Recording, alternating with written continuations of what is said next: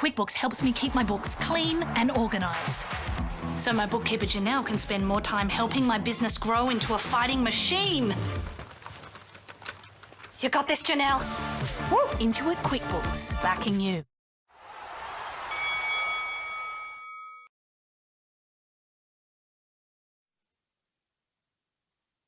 Welcome everyone to the kickoff of the Intuit QuickBooks Pro Power Hour series.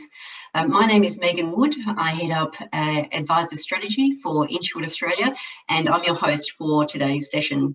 I'd like to begin by acknowledging the traditional owners of the land which we meet today, and I would also like to pay my respects to elders past, present and emerging.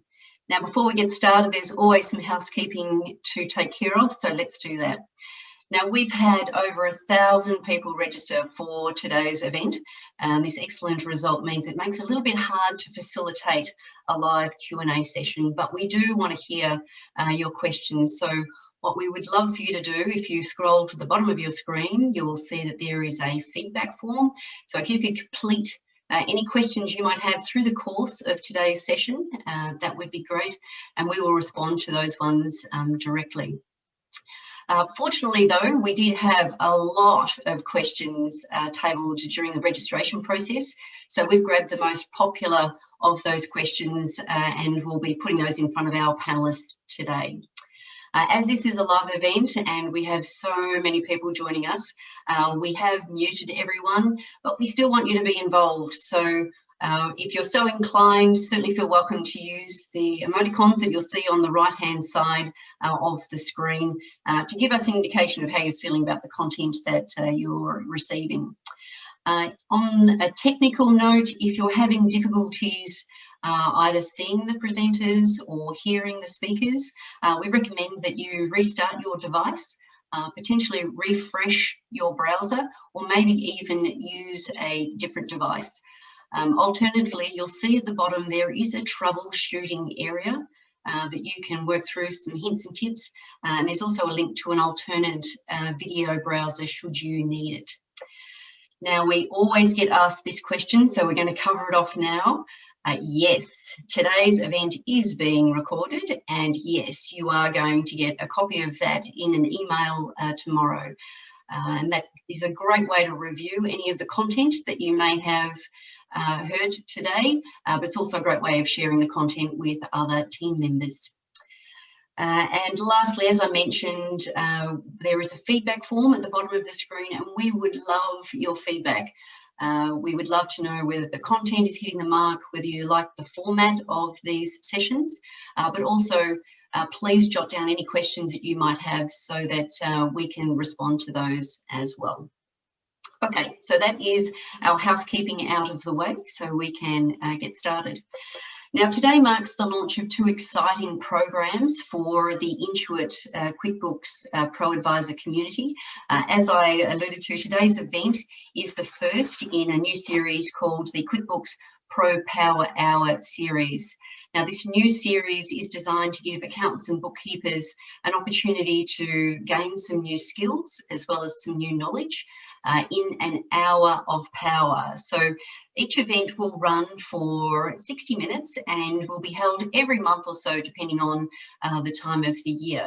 Now, the intention of these sessions is to give you the latest in industry news, to update you with product developments, but also to provide advice and guidance from those subject matter experts in a succinct, easy to digest format. So be sure to keep an eye out for invitations to these events in the future. Now, today's event, our inaugural event, is in two parts. So the first part is a panel discussion where we'll be talking to Lodget, Karbon, and we'll be discussing the updated Pro Advisor program. And then the second part is an expert technical briefing in relation to tax. So to get started, I'd like to introduce you to our expert panel. Today you will hear from Andrew Noble, the founder of Lodget, Richard Snell, the Asia Pacific Sales Director for Karbon, as well as Grant Quick, our Solutions Engineer from Intuit QuickBooks. So welcome, guys. Now, to start off, we're going to start our discussion with Andrew. Andrew is a technologist, a tax agent with over 20 years experience in public practice, a fellow of the Institute of Public Accountants, and the winner of the inaugural Smith Inc. Innovation Award. Now, Andrew has built and sold several accounting firms in his time, and he has a real passion for developing workflow improvements in an accounting firm, so much so that he has founded Lodget, which is an online tax preparation and lodgement tool, which you're about to learn more about. So if we can welcome Andrew, and Andrew, to get us started, can you give our audience an overview of the benefits and features of Lodget? Sure, Megan. Hi, folks. Good afternoon. Lodget's all about automation. It's about pulling in information from different downstream systems, whether that's the tax office or accounting software, classifying that information and then putting it into the right places in tax forms and things like special purpose reports. You'll notice in the diagram here that we support all downstream accounting software applications. So it doesn't matter what you're using, you can easily pull the information into Lodget. When that information comes into Lodget from an accounting system, we're providing three functions: special purpose reporting, tax forms, and working papers.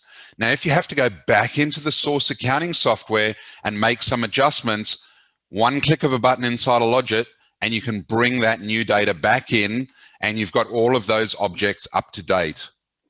When you send documents out from Lodget for signing, they're going to come out of Lodget to your client with your logos, with your colors, and with your branding. They're also going to come out potentially on your email account. So when your client gets the information from Lodget, they don't know anything about Lodget. It's all about you and your practice. Tax forms drop dynamically into Lodget straight out of the ATO based on your lodgement list. And then you can see we've got compliance control activity inside of Lodget that will give you the ability to manage all of your workflow activities around your compliance activities. We're always putting in new features. So very soon we're going to put in automated assessment notices. What that means is assessment notices are going to come through from the ATO. They're going to get validated and cross-referenced against the estimates on the tax forms. And then if they're valid and accurate, they're going to go straight out to your clients. So no human intervention necessary. Megan, that's really the introduction. So if you have any questions, fire away. Good segue into that. Thank you very much, Andrew. Now, we fielded hundreds of questions from people during the registration process. So we have grabbed the most popular ones, and we're going to hit you with those right now, Andrew. So I'm so hoping some of these people might be online. It'd be great for them to hear their question being asked live. So first one, we have Nikki, a bookkeeper from Barfluent Consulting, wants to know more about the BAS functionality within Lodget. So her question is, does Lodget have a signing authority facility for BAS statements? It certainly does, Megan. You can send out your activity statements once you prepared them, send them to clients. Clients can have a look. They can tick those off and they can send them back and you can lodge them. So that's all there. And as you know, we're not far off putting in the automated filling from QBO BAS. So soon that'll be automated through as well. I'm looking very much excited to that one. That is great. Okay, so Byron, an accountant from Nixia, would like to understand, what are the support systems available for Lodget? So our support system works on the basis that you drop in your question to our support team through a messaging and ticketing box. You can get that inside the Lodget interface. Our team will assess your query and then they'll direct that query to the appropriate team members. So that could be a technical problem you're facing, could be a problem understanding a part of the system, or look, we get even hit up with questions about tax. So we're always trying to find the right person in the team to support the questions that are coming through. Brilliant, love it. Another question for you, Andrew. Lisa from your community bookkeeper would like to know, Can I create an e-signature document prior to lodgement via Lodget? I currently get clients to sign a draft of it in the BAS portal. So I'm assuming she means by an e-signature document, a copy of that tax form that needs to be signed. So yes, so we do send out, we do have the facility in Lodget where you can send out any forms for signing. Your clients will see them. It'll look like it's come from you, your email address. The email template will have your branding, your colors, and it's a very easy, simple signing process for the client to step their way through. Brilliant. Thank you, Andrew. Another one here from Emma from Fusion Accountants in Adelaide has a question relating to tax return lodgement. How far back can I lodge tax returns using Lodget? Right, so there's two different form types that you can consider. One is the individual tax return. You can lodge that back as far as 2015, so 2015 year, all the way through to what's now 2020, soon to be 2021. And then for all other forms, you pretty much go back to 2010. So well over, over 10 years for most of the forms. I can't imagine too many people being excited about having to go back to 2010 and lodge tax returns. No, not a great, not a great job to have to work on, and I certainly wouldn't want to do it. Okay, so I have another one here for you in regards to sort of best practice, if you like, Andrew. So Rock from Haslam Accounting and Consulting would like to know, if using QuickBooks and Lodget, where should work papers be stored? As both systems allow for work papers, but what would you recommend would be best practice? At the end of the day, that's going to be up to the user. Now, what I can say is probably and very likely in the long term, when I say the long term, 12 to 18 months, we will facilitate more integration between the QuickBooks work papers and the Lodget work papers. So if you started in QuickBooks, you did some of your work papers there, those objects and those reference points that you've already built inside of QuickBooks would flow through and provide validation inside of Lodget, because ultimately best practice is that you want a centralized system, regardless of what downstream accounting software you're using, that's going to tell you whether you should or shouldn't be lodging a tax form. And often whether you should or shouldn't be lodging a tax form is going to depend on the work that you've put into the validation and the checking process. So, that's why we've put some of that working paper functionality inside of Lodget, because ultimately what that's going to do is drive validation across to whether you lodge or not. Brilliant. Thank you. Great response. And Andrew, last question for you, I promise. This one is from Matt from Conroy Consulting. Wants to know about tax adjustments for depreciation. So his question is, how does Lodget deal with tax adjustments such as accounting for depreciation? Does this have to be calculated and dealt with inside QuickBooks prior to using Lodget? I guess it's all going to depend on whether you're using the tax values for your accounting or whether you've got a separate set of depreciation reports and you're using accounting values for your accounts and tax for your tax, because that could be two different values. Now, Lodget has quite a sophisticated reconciliation page within each tax form that will handle a lot of that automation for you. So if there's a difference, what it's going to do, it's going to strip out the accounting depreciation. It's going to be less that deduction, and then it's going to include the tax deduction. And that's if it's not an SBE. If it's an SBE, it's slightly different. But anyway, yeah, we've got functionality inside of Lodget for that reconciliation. Though in terms of posting back and creating journals for depreciation, currently you need to go and do that inside of the source accounting software, which in this case is obviously QuickBooks that you're talking about. But later on, we will put in functionality in Lodget, when I say later on, within the next 12 months, where you'll be able to create some of those adjusting entries, and you'll be able to push those adjusting entries back to those source systems, whatever they may be. Brilliant. Thank you, Andrew. No worries, Megan. Some great content there. And of course, if you have any other questions about Lodget, certainly feel welcome to get in contact with your account manager on 1800 618 +21 or Google Lodget to learn a little bit more. But you will be hearing shortly about how you can access Lodget as part of the Pro Advisor program. Okay, so now we are going to have a chat to Richard Snell from Karbon. Welcome, Richard. Now, Richard brings almost 20 years of experience, leadership experience to the table, including working for SaaS companies in the accounting industry such as MYOB, Quickfee, and Walters Kahlua. He has a proven record of helping accounting firms leverage technology to grow and improve their businesses. So, Richard, let's start with a broad question to provide us with a quick overview of what Karbon is and how it helps accounting and bookkeeping firms in their day-to-day activities.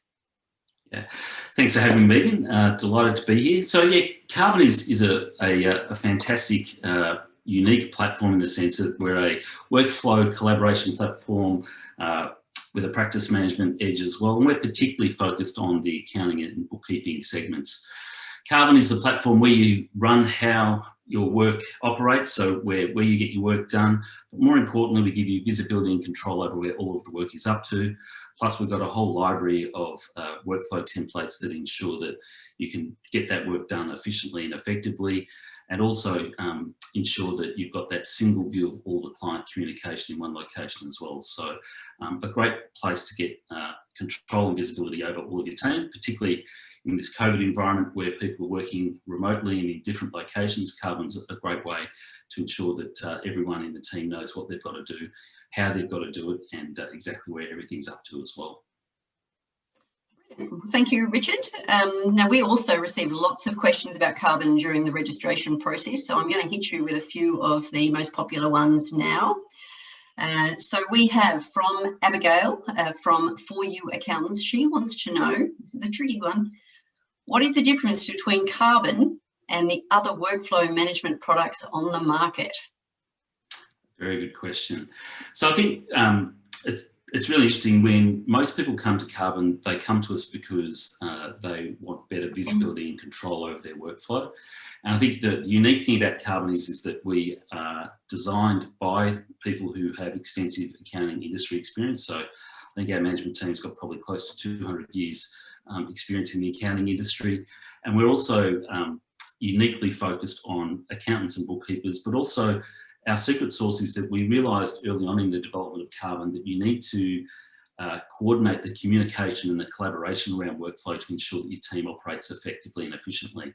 And that communication and collaboration isn't just the internal communication and collaboration, but also automating the way that firms and bookkeepers can communicate and collaborate with their clients as well. So distinctively different because no one else in the market focuses on the accounting bookkeeping segment the way we do.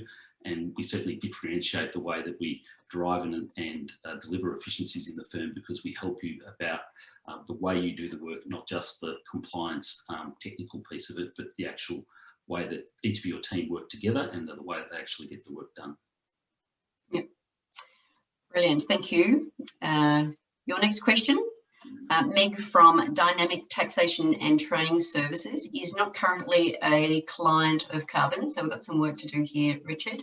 But she would like to know, does the system integrate completely with our lodgement system and the ATO? So will we be able to change addresses, for example, in one system, and it will all roll across into the other systems?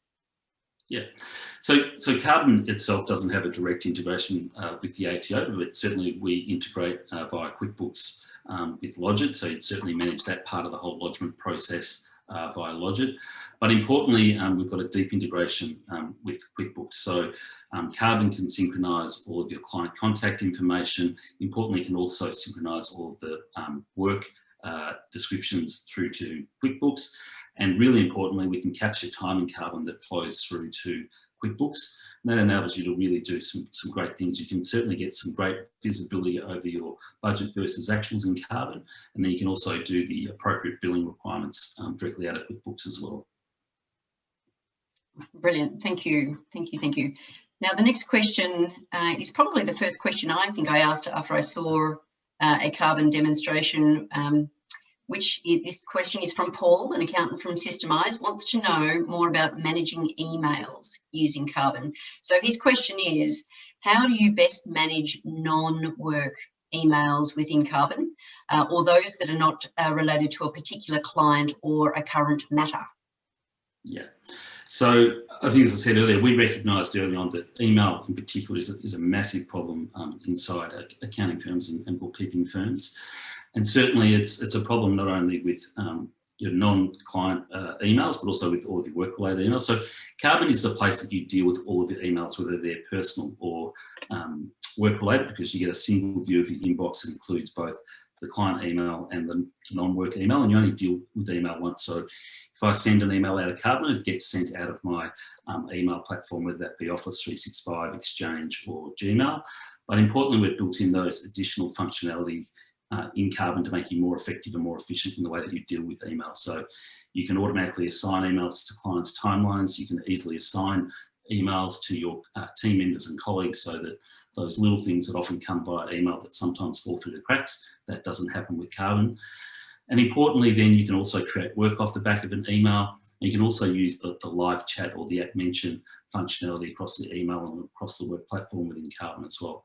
And the last thing I mentioned about email is that we've got a fantastic app that operates on any smartphone, whether that be Apple or Android. So you can certainly manage all of your Karbon functionality via an app as well. Brilliant. Thank you, Richard. So if you'd like to know more, or if you have any more questions about Karbon, please connect with your account manager. Alternatively, Google Karbon HQ, where you're able to learn more. And we'll be showing you shortly how you can access some exclusive Karbon discounts as part of the Pro Advisor program. Okay, so now joining us from Intuit QuickBooks is Grant Quick. So thank you for joining us, Grant. Grant is a senior solutions engineer and is the mastermind behind the refreshed Pro Advisor program. Grant is going to explain how you can take advantage of the program, as well as some of the significant updates that we've just made to the program. So Grant, let's start with a broad one. Are you able to tell us more about the Pro Advisor program, as well as the latest additions to the program, and then how existing and new Pro Advisors might be able to take advantage of these new rewards? Absolutely. Thanks, Megan. And you'll have to excuse me if I do get a bit excited, because we've got some pretty amazing things to announce today.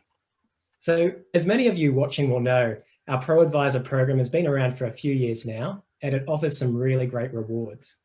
However, we haven't updated it in quite a while. So we talked to a number of advisors, and many of them are on the call tonight, to find out what we could improve. And the first thing that we learned was that they didn't want their current benefits to go away. So we obviously offer some really strong things, such as our 50% wholesale discount. And so with that, advisors who hold the billing relationship for any of their clients automatically qualify for a 50% discount. And we're the only company in this market that offers that. We also offer a free QuickBooks online subscription, as well as a free QuickBooks Time subscription for practices to use for their own firms. And this is coupled with our award-winning phone support, where you can simply pick up the phone and talk to a real human being anytime you need help. Now, we're going to keep all of that, but in order to enable some of these new benefits that we wanted to make, we made a few tweaks to our benefits point system. But in doing that, we were really careful to ensure that all these existing benefits are things that you're going to retain, regardless of whether you end up on the same tier or a different tier. But as we look at the new benefits, what we're going to be offering, firstly, is QuickBooks Tax powered by Lodget for free. That's right, it's going to be unlimited users and unlimited e-signatures, all at no cost. The only restriction that we're going to have is that the number of lodgements that you can make is tied to your tier. So the higher the tier you're on, the more lodgements you'll be able to make for free. And so we do have a package for all advisors though, regardless of which tier they're on. So even for the newest advisors that are just joining the QuickBooks Pro Advisor program, they can get started and start using Lodget today. Now, through our partnership that we've got with Karbon, of course, we're also going to offer an exclusive discount on their installation and support services. So you can redeem that through Pro Advisor. And if you're not already using Karbon and you're interested, of course, talk to our account managers, and they'll be sure to either set you up with a 14-day trial, or they can talk to you about some of the pricing options with Karbon. Now, looking at some of the other benefits, we're also looking at digital badges that we've released. So you can use these to brand your firm. We're also releasing the advanced version of KeyPay as a benefit as of April 1st. So if you're using KeyPay in your own practice, that will switch over to advanced on April 1st at no cost. And then we've also got new training content, including a Lodget training course, which is available now if you go through the portal. So in terms of accessing those benefits, we've got a slide up that shows a few shots now. What you need to do is basically just sign into your QuickBooks Online Accountant or QBOA account. If you don't already have one, you can just go to quickbooks.com.au and you can go to the For Advisors section and simply sign up. It's all free. And then once you've logged in, simply go to the Pro Advisor menu at the left side and select Benefits. This will show you all of the benefits in the program. And as you scroll down, there are buttons under the relevant sections for redeeming the various benefits. So just click away for the rewards that you'd like to get, and you can get started today. That is brilliant, Grant. Thank you so much. I'm hoping there's a few emoticons going crazy there, being able to access free tax for tax lodgement and days lodgement. So you can see a lot to get excited about. We certainly encourage you just to simply go and have a look at the benefits that are available to you today, so that you're taking advantage of those that best suit your needs. Now we are going to transition to the second part of today's event and get into talking about tax. And I'm guessing there might be a few people that have just moved their chair a little bit closer to their screen as a result. So joining us today is tax expert Robyn Jacobson, who is going to help us to get tax fit with her keynote talk in our sights. Robyn is a senior advocate at the Tax Institute and has nearly 3 decades in the profession, including a public practice background, which precedes her various training roles over 23 years. Robyn is a chartered tax advisor of the Tax Institute, a fellow of both Chartered Accountants Australia, New Zealand and CPA Australia, and is a registered tax agent. She regularly consults with Treasury, the ATO and the professional bodies on technical issues as a member of the ATO's Tax Practitioner Stewardship Group. Now, recently, Robyn was recognised in the 2019 Women in Finance Awards as the winner of Thought Leader of the Year and was named in the global top 50 women in accounting. She was recognised in the 2020 annual Australian Accountants Awards as a winner of both the Thought Leader of the Year and Accountants Daily's Excellence Award. So we're very proud to be partnering with Robyn and the Tax Institute for this event to help our advisors leverage her expertise. You are clearly in very good hands here, so I am now going to pass over to you, Robyn. Thank you, Megan, and thank you to Intuit QuickBooks for the opportunity to speak to you today. I'm delighted to be with you to discuss what is in our sights in my work as part of the Tax Institute's tax policy and advocacy team. I'll be discussing with you what's on the tax landscape as we head towards the end of what has been a very challenging financial year. So in this presentation, I'm going to start with the stimulus support, and that all coming to an end, or has already ended. We'll look at a timeline very shortly.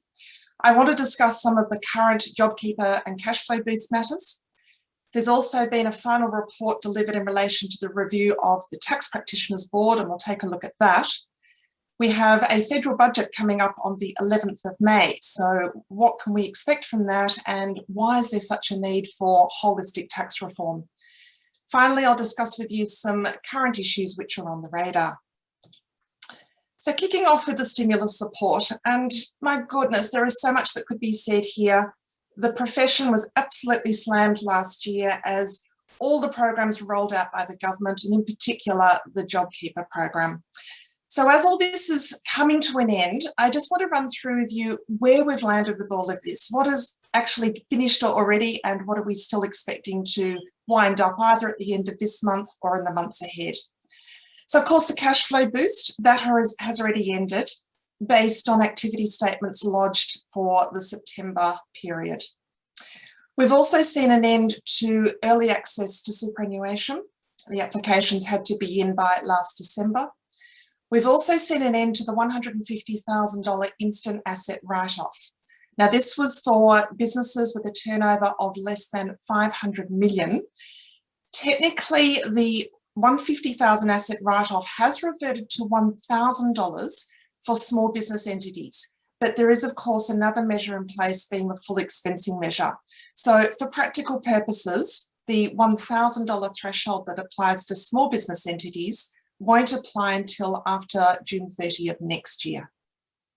I also remind you that with the $150,000 asset write-off, you do have until June 30 this year to first use or install the asset, but you did have to acquire it by 31 December 2020. And of course, at the end of this month, we are going to see the end of, well, firstly, the Consumer Travel Support Program. That has technically ended on the 13th of March already. That was a federal grant for travel agents. At the end of this month, we'll see the end of JobKeeper, the Coronavirus Supplement, the wage subsidy for apprentices and trainees, and the very popular Home Builder Program, which according to the Prime Minister has gone far beyond his expectations in terms of the success. More than 82,000 applications as at the middle of February. Now, continuing on, the middle of this year, we'll see the end of the Backing Business Investment Measure. This is the accelerated 50% that is available on certain depreciable assets. And of course, in the meantime, we've still got the continuation of the full expensing of depreciating assets. That started on the 6th of October last year. It runs through until June 30 of next year. There is no limit on the dollar value of the asset, so there's no cost threshold, but you do need to have an aggregated turnover of less than $5 billion. And I'm fairly comfortable that will cover most, if not all of you. Now, in terms of where we also need to consider its interaction, it's all getting very complicated with the small business entity rules, backing business investment, the full expensing measures, and the instant asset write-off. So please make sure that you're accessing good information that's reliable. It's getting very confusing as to which rules apply when. And certainly we have made information available to Tax Institute members where lots of infographics and summaries have been made available that sets all this out. We're also going to see the end of next year, the loss carryback measure. Now, this is only just kicking in. This allows companies only to be able to carry back a loss to one of 3 income years. That is the 20, the 21 or the 22 income year. And it is claimed in either the 21 or the 22 tax return. There is a lot to it, and I don't have the opportunity today to go into any of this in detail, but please make sure that you understand how the rules work and which of your clients may be able to avail themselves of these 2 measures in particular. The Job Maker program. So this is about creating new jobs for those under 35 years of age. And there is a wage subsidy available to employers who employ new employees who are under the age of 35. Now, they can only receive the Job Maker for up to 12 months per eligible employee, although the program itself does run for 2 years, from October of last year through to October of next year. Now, in addition, we're going to see the end of the commercial and residential tenancy relief programs. These have been offered on a state basis. It's not strictly tax, but bear in mind that that's going to place additional economic pressure on the various tenants of either commercial or residential property around the country. And we've seen bank loan deferrals in place of up to 10 months, and those arrangements will generally be coming to an end as well. Now, there is more detail which will be provided in a slide pack, and this will be distributed after the session. So there are a couple of hidden slides, and I'll jump over those now.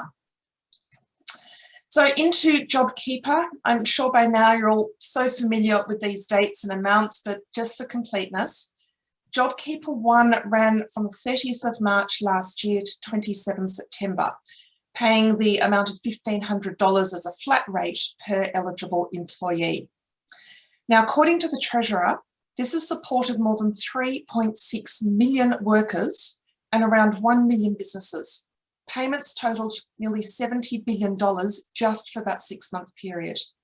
Now, of course, JobKeeper 2 is in place, and there has been a requirement to determine eligibility based on either decline in turnover in the September or the December quarters as those various stages were rolled out.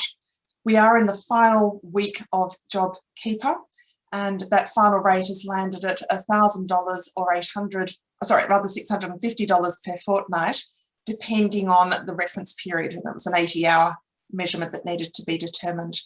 So we are expecting, of course, much decreased numbers for this final phase of JobKeeper as the economy begins to kick back in and people start returning to work and businesses reopen. Now, in terms of current issues with JobKeeper and the cash flow boost, there has been a significant issue relating to the requirement to have an ABN on the 12th of March and the requirement to evidence your business eligibility before the 12th of March last year. These conditions apply to any business that seeks the cash flow boost and those businesses that seek JobKeeper on the basis of eligible business participants, but not employees. It's not enough that you've simply made sales before the 12th of March. And there's been a general misunderstanding by many businesses and indeed some practitioners that as long as you made sales or supplies before the 12th of March, then you met this requirement. It's really problematic for businesses that began on or after the 1st of January last year and report their GST quarterly. And this is because they are going to be unable to meet the requirements of the law. The law requires not that you made a supply before the 12th of March, but that you made a supply in a tax period that ended before the 12th of March. Now, monthly lodgers are fine because they could have made a supply in January or February, and both of those tax periods end before the 12th of March. But if you're a quarterly lodger and you started in that quarter, then your tax period ends on the 31st of March. The ATO has discretion to allow more time to notify the supply, but they don't have any discretion to determine the period in which the supply was made. And so for any business that started on or after 1 January, quarterly lodger, they've been unable to satisfy the criteria. And this has been very frustrating, even distressing for some businesses to find out that they're not eligible. Now, this outcome has been confirmed by a recent tribunal decision called Slatter Building Group. I also want to mention in this context a report delivered last December by the Inspector General of Taxation and Taxation Ombudsman Karen Payne. In this report, the Inspector General of Taxation identified that there is an alternative pathway to evidence business activity based on the making of financial supplies, and more specifically, what are called acquisition supplies. And this gets into a very complex part of GST law, which is talking about when you make an acquisition supply. This includes opening or having an interest in a bank account. And I make the point that if any business perhaps incorporated, it might have been a company that was incorporated in November or December 2019, or might be a trust that was settled at that time and opened a bank account by 31 December 2019, even if it didn't make its first sale until the March quarter. This is grounds for the ATO to review that case and potentially entitle that taxpayer to cash flow boost or JobKeeper payments. Now, we've been acting on behalf of a number of our Tax Institute members, and we've been able to get some very good outcomes where they have indeed had these circumstances and the ATO has approved their eligibility. So I ask you to just have a look at your client's circumstances and maybe consider whether this might be worth you approaching the ATO.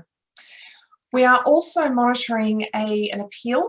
So this is in relation to APTID, which involves the re-registration of an ABN, and this was backdated to before the 12th of March. So across these tribunal cases, which we're starting to see come through the system, the Inspector General's report And of course, all the rules which have been incredibly complex. It's been a pretty remarkable 12 months on this landscape. Moving on to the Tax Practitioners Board.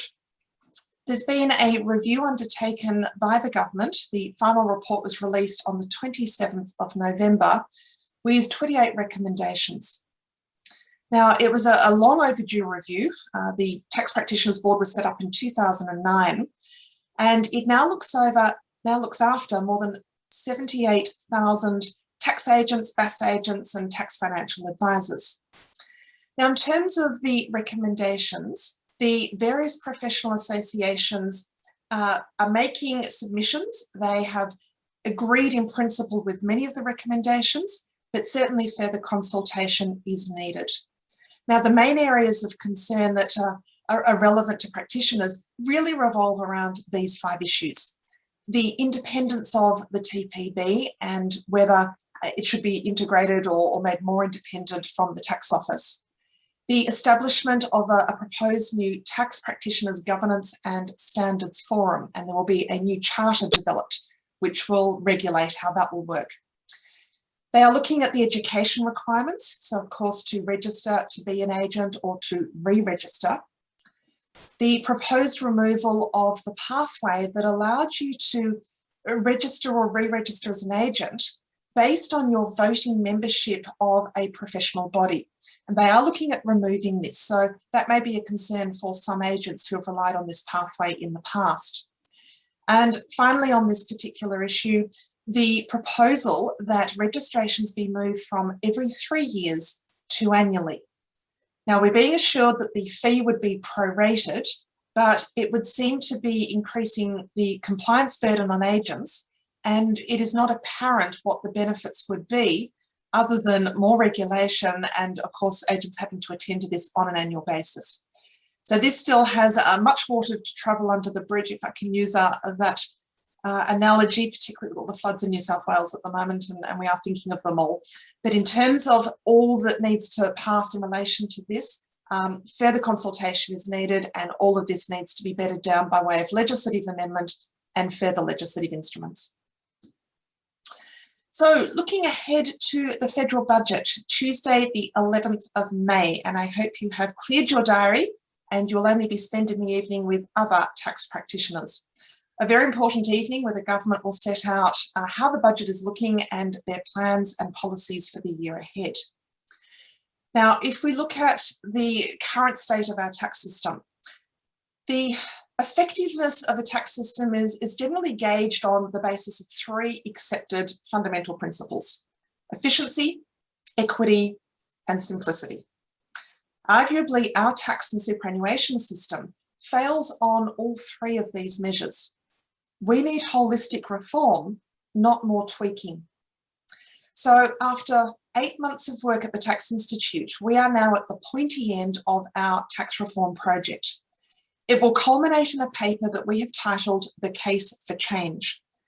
We have been engaging with our members, the other professional bodies, business groups, and government agencies, as well as academics. And we will be submitting this report to the government, and we will make it publicly available. We will be putting forward a range of pathways which will address the vast array of issues that we have in our tax system.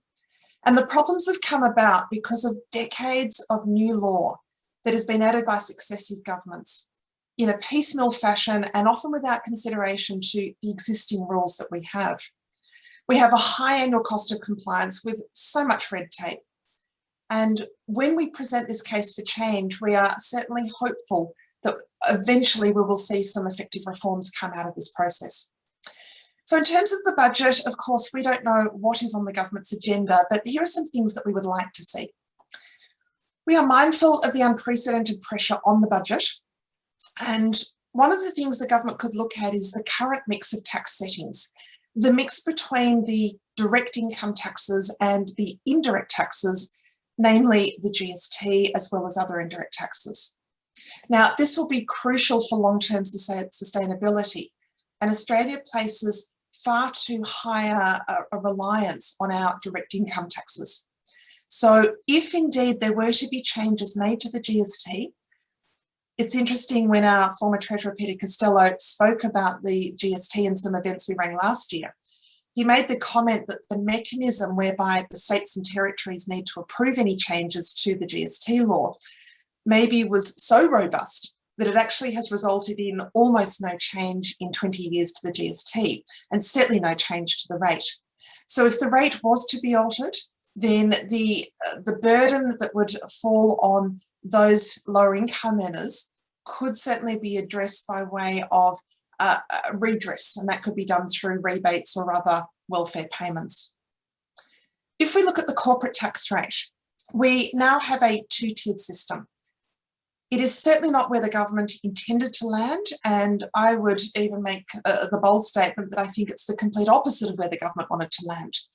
We've got smaller companies that have to go through very complex rules about testing not just their aggregated turnover, but their proportion of passive income, just to work out their tax rate and their franking rate, when most of the time it's just a holding pattern due to the top-up tax that's payable by resident shareholders. Often non-resident shareholders actually fare better out of this, and the large corporates that don't access the lower tax rates and can't access them are still sitting on the 30% tax rate, which makes them internationally uncompetitive. So what could the government do? We are certainly moving to a 25% tax rate from 1 July this year. That is already legislated from the current 26%. So it really is time to rethink this two-tiered design and remove the anomalous outcomes, and there are so many of them. On the personal tax front, the government could look further at the current tax thresholds and also the rates, and consider whether any further relief should be provided off the back of the COVID-19 pandemic. They could also look at the array of tax offsets. Could any of them be varied, or should they be retained? Could we remove some of them or rationalise some? If we think back to the blueprint that was the Ken Henry tax review in 2009, there were recommendations in that report to remove many tax offsets, and yet we seem to be adding to them, not removing them. Continuing on with the budget, for a long time there has been discussion about bringing in a standard work-related expense threshold. Now, this has merit. We certainly don't have it at the moment, and if it was to be introduced to simplify claims for thousands, if not millions of taxpayers, then there should certainly be an accompaniment of an ability to claim expenses with substantiation above the threshold. On the FBT side of things, it accounts for less than 1% of Australia's total revenue collections, 0.89%. And yet the cost of compliance is significant and disproportionate for employers. So there's been long talk about getting rid of FBT and simply absorbing it as part of the income tax law and subjecting the benefits to PAYG withholding in the hands of the employees. That approach still has merit, but in the meantime, we could certainly look at the way that the valuation rules apply and simplify those. When it comes to superannuation, the issues are plentiful. My very recent and still current regular column in Accountants Daily for February set out a number of issues with the superannuation rules and all the caps and the thresholds and the limits that apply. We have got an increase in the concessional contributions threshold to $27,500 from 1 July this year. The non-concessional threshold will move up to $110,000. But we just have such a mess with all the different rules that have been introduced at different times. I'm going to speak about one of those in a moment. There are also so many issues with the superannuation guarantee rules. They impose incredibly harsh penalties. We don't have a 200% penalty under the Fair Work Act, and yet we have a 200% penalty for failing to pay super. And it could be as little as 1 day late, but if the employer fails to advise the ATO of that, then they can be subject to the Part 7 penalty and nominal interest for many, many years. These are draconian penalties and they're in desperate need of reform. It doesn't encourage employers to come forward, and we need a system that protects employee entitlements but also makes it workable for employers. The amnesty that ran last year unfortunately coincided with the biggest impact of the COVID-19 pandemic. We certainly would support the re-announcement or reintroduction of a further amnesty. It would be lovely to see that in the budget, but let's see. In terms of depreciating assets, I've already spoken about the instant asset write-off that has come to an end for larger businesses and has reverted to $1,000 from the 1st of January for small business entities. And of course, we still have, for the time being, the full expensing measure. We would like to see a full expensing measure made permanent in the law for all taxpayers, or if we need to place a cap on it, maybe it should be those under 500 million or maybe 50 million. This tinkering, this constant change year by year, which has to be legislated each time, is inefficient and it causes uncertainty. Let's make it a permanent feature of the law. And speaking of uncertainty, it continues in relation to announced and unenacted measures. This is a perennial issue. Now, firstly, we have a very lengthy list of policy announcements that have not yet become law, and we seem to add to those every year without necessarily clearing out the former announcements. And in addition, we've had Board of Taxation reviews. Reports have been delivered to the government, going back even to 2019, and there's been no formal response from the government. For example, the review of the individual residency rules and the small business tax concessions. And it's imperative that the government tells us where they stand on the recommendations in these final reports, so we have certainty and we can understand whether we're going to see future changes to those provisions. So in terms of a bundle of final issues to comment on, and this will be about a minute each on each one. Firstly, there's been an issue with activity statements. Now, following the issue for the December quarterly activity statements, the ATO decommissioned what was known as the Electronic Commerce Interface. And the decommissioning of ECI resulted in the removal of paper activity statements. Now, in principle, I'm not adverse to a digital environment. I think it's a good thing. But the point was that when they removed the paper activity statements, it was not associated or accompanied by any notifications to let the profession and taxpayers know that this had happened. And there was inadequate communication about what had happened.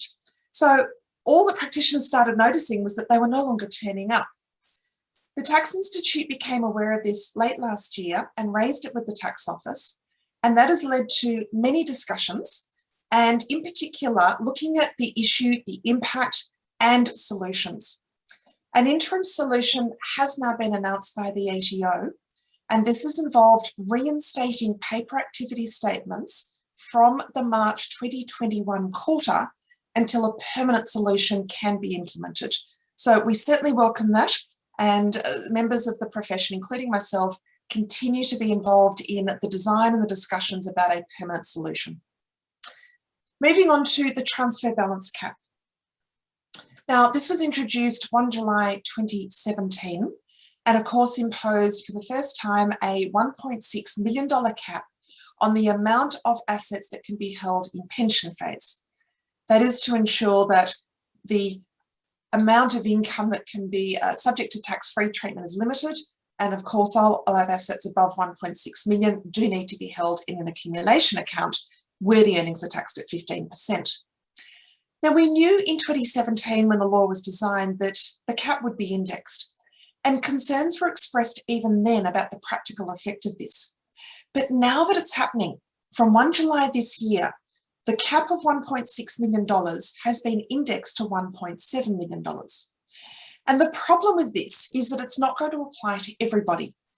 Those who've already maximised their $1.6 million cap will not be able to benefit from any of the indexation. They remain at $1.6 million. Those who have not yet started an income stream will be able to benefit from whatever the indexed cap is when they start their income stream. And goodness, by the time we retire, and I'm speaking generally of my age bracket, it could well be indexed to 1.92 million, who knows.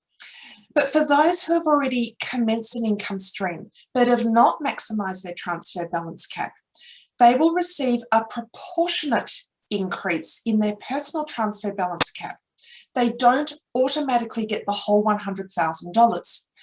And this is going to make the calculation of individuals' personal transfer balance cap incredibly complicated for thousands of income stream recipients. It's also compounded by difficulties in accessing information through MyGov and online services for agents, which is particularly problematic because of the reporting timeframes that are applicable to self-managed funds, namely either quarterly or annually. So the information isn't being gathered on a timely basis. So the information that we're accessing through those online services is limited. And then there's a greater challenge for those who are not tax agents and can't access online services for agents. This includes solicitors, self-managed fund administrators, and financial advisors. And in particular, the last category, who are often involved in setting up these income streams, but can't or don't advise on the tax implications of it. So this is all going to get very complex, and we are involved in some discussions to look at how this can be improved from 1 July this year. Moving on to the next issue. The ATO on the 1st of March released a Practical Compliance Guideline 2021 D2. It provides effectively a risk diagnostic tool to what are called the individual professional practitioners, so IPPs. And these are individuals who work in professional practices such as accounting firms, law firms, architects, engineers, medical experts. And it's all about the way that these organisations allocate the profits to the individual practitioners. Now, there were some guidelines which were suspended back in December of 2017, and this effectively takes over from those suspended guidelines. In order to apply this risk assessment framework, you have to satisfy 2 gateways. Now, the PCG sets this out in quite a lot of detail, but once you've passed those 2 gateways, you can then self-assess against 3 factors, which gives you a score, and then that determines your risk zone as being either green, amber, or red. And then this allows you to determine the likelihood of your arrangement attracting ATO attention. I encourage you to work your way through the PCG. There are going to be many accounting firms that are expressing concerns about this and need to understand how this will affect their practice as well as that of their clients. Single touch payroll. There's 2 changes coming up. Of course, we've already seen over the last year or 2 the rollout of mandatory STP reporting for employers. Phase 2, which is all about Services Australia, Centrelink, child support payments and welfare payments, will be mandatory for all employers from 1 January next year. Now, it was going to be 1 July this year. However, following a submission by the joint professional bodies, we're able to secure a 6-month deferral of that start date. So it will now start on the 1st of January. Very important that employers understand, and advisors and accountants will need to assist with this to make sure that all the software is upgraded and that they're correctly reporting. Deferrals will be available on a case-by-case basis if needed. Also, closely held payees. They have been exempt from STP reporting. That exemption ends on June 30 this year. Now, I'm going to be very strong with my words. In my view, this is a game changer when you consider those who've been determining salaries and directors' fees after the end of the income year for many years, particularly when combined with the non-compliant payment rules, which denies deductions for non-compliant payments when it comes to PAYG withholding. So this will be mandatory for all closely held payees. There won't be a de minimis rule. And it will be very important to understand in ATO guidance that is still being developed, the concessions that will be available to enable your clients to report through for closely held payees. Lots more to say on that, but I don't have that luxury today. My final comments relate to Division 7A. How could we ever talk about tax and not mention Div 7A in passing? It was 2012. We are now over 8 years, coming up to 9, when the government of the day decided that they would have a review of Div 7A. We are still waiting for those reforms.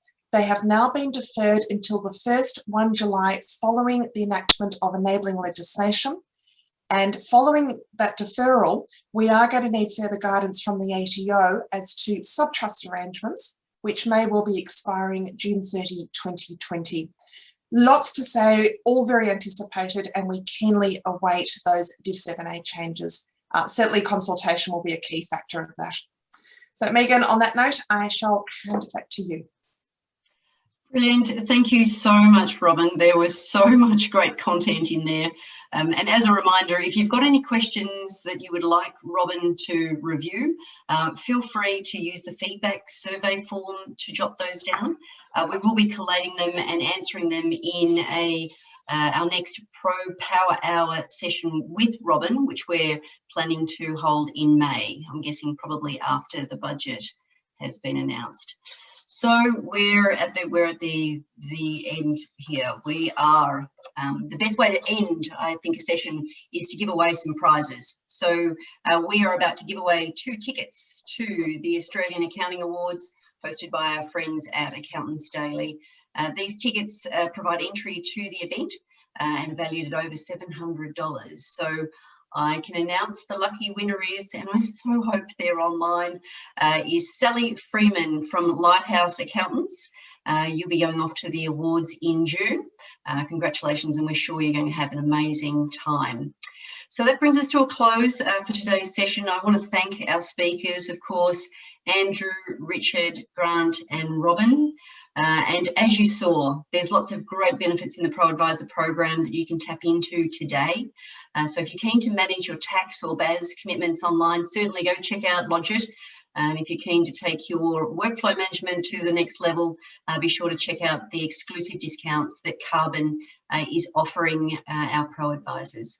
We'll share all of the details of how you can redeem these rewards by email, so be sure to look out for that email. But if you'd like to jump ahead, you can jump onto the Intuit QuickBooks website.